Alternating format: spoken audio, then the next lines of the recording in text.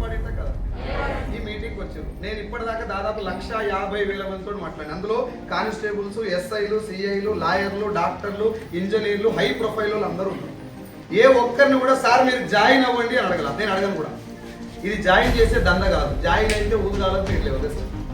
నీకు అర్థమైతే ఒక బిజినెస్ ఇలాంటిది ఒకటి ఉంది అని నీకు తెలిస్తే తర్వాత చేయటం చేయకపోవడం నీ చేతిలో ఉంటుంది.